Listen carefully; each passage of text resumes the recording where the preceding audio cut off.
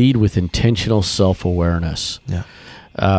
And so like is self-evaluate. Ask, if a child copied my tone, priorities, and reactions this week, would I be proud of that? Oh, man. So, talking about that, like have you noticed, because you play drums and you also teach drums, have you noticed in teaching, like trying to break it down, that you have to go back sometimes and like, how do I do that? Yeah. Oh, yeah, for sure. Yeah. And so it's because you practice rudiments and various roles, and then you play so much that it's like, oh, that was cool. What I just did was cool, but now how did I do that? How do I count that again? Yeah, exactly. All the time.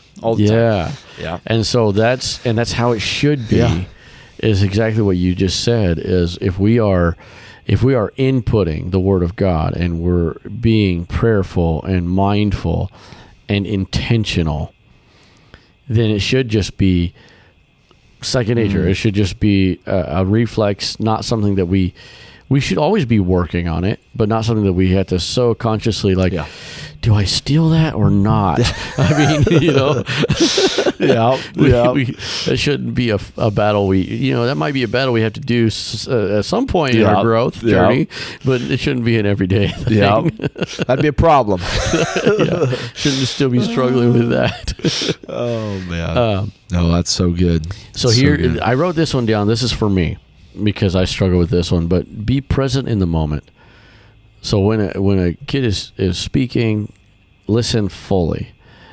And when you're serving, like, I say serve as like a ministry, like on Sunday, do it wholeheartedly. I don't have an issue with that, but sometimes I get busy and it's easy to brush things off.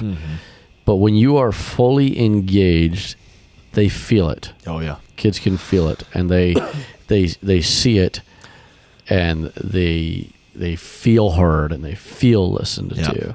It's funny that you say you struggle with that, because in my opinion, from what I've seen, because especially in my younger years and stuff, I always remembered you for being one of the best listeners. And I tell people, I'd say, I like talking to Brother Gabe because I actually feel like what I'm saying is important.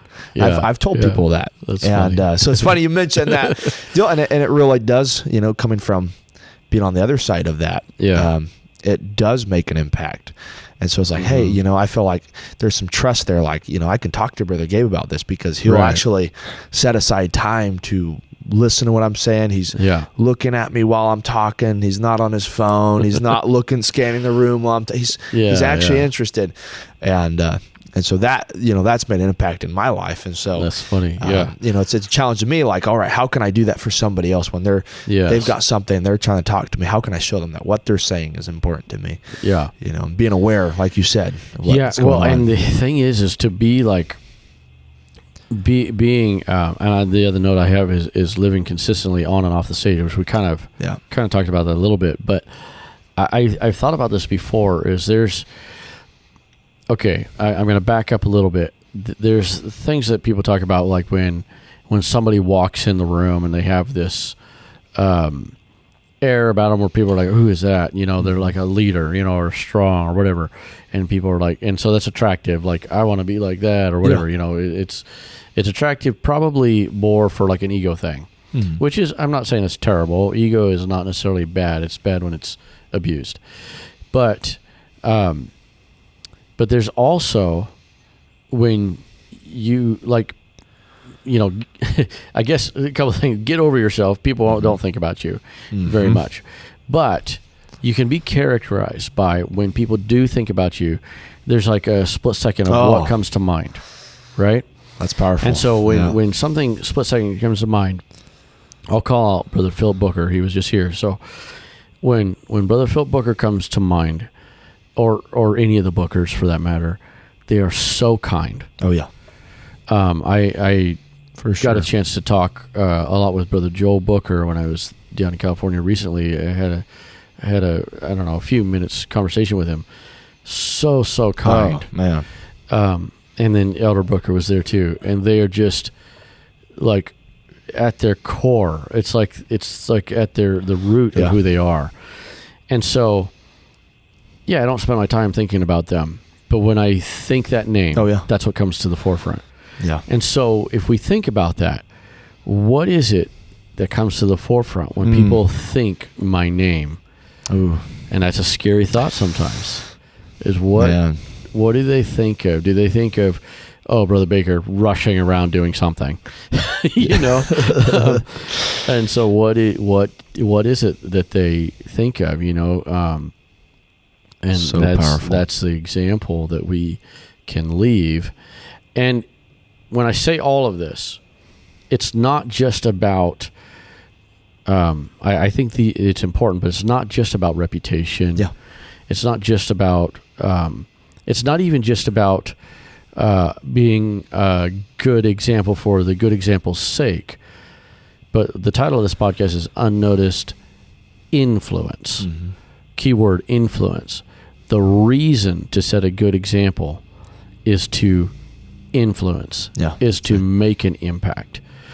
And so when I, sorry, Brother Booker, but when I think of Brother Booker and that kindness, that influences me and inspires me to want to be kinder. Oh yeah, man! If I can add to that, yes, absolutely. With the whole Brother Booker thing, we're just gonna load him up today. We're picking on you, Brother Booker.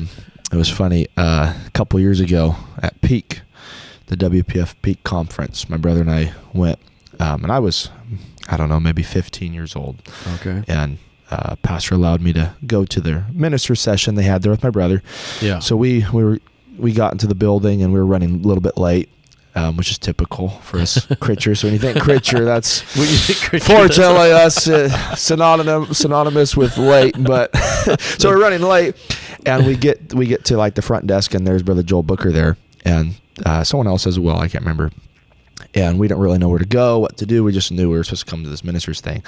And I mean, he treated us like royalty. He didn't even know who we were. Wow. And he probably wouldn't even remember this today.